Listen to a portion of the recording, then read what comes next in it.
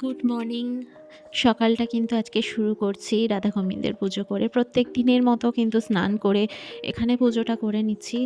পুজোটা যদি সকালবেলা না করা হয় না, মনটা ভীষণ মানে অন্যরকম লাগে, ভালো লাগে না। তাই সবার ১ম কিন্তু স্নান করে আমি পুজো করে বাকি কাজ মানে শুরু করাটা ঠিক মনে করি। তো এখানে পুজো করে আজকের ব্লগটা শুরু করছি। ওয়েলকাম সবাইকে পাহাড়ি ফুল চ্যানেলে।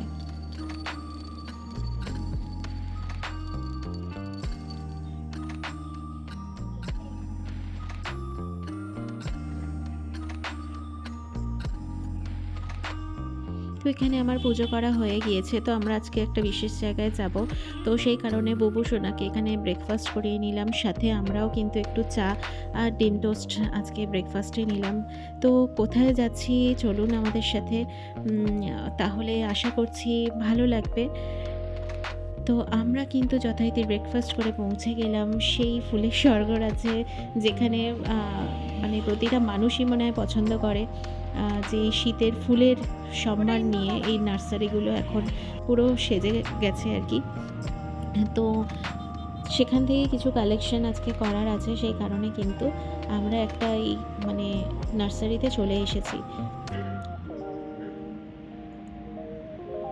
যারা ফুল প্রেমী, প্রকৃতি প্রেমী মানে তাদের কাছে যে এই জায়গাটা কতটা আনন্দ দিতে পারে সেটা মানে যারা ভালোবাসে আরকি তারাই জানে যে এই জায়গাটা কতটা ইম্পর্ট্যান্ট, এই গাছের নার্সারি। তারপরে তো বিভিন্ন টবের কালেকশন।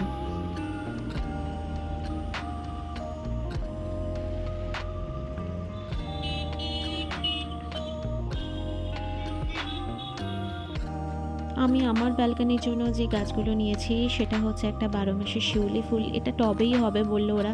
তো আমার ভীষণ ভালো লাগে। তারপরে এরিকা পাম নিয়েছি। একটা পিঙ্ক কালারের গোলাপ নিয়েছি। মানে শীতকাল মানে গোলাপ তো অবশ্যই দরকার। সাথে নিয়েছি পিটুনিয়া, কী কালার হবে আমি জানি না। ওরা বলল বলতে পারছে না।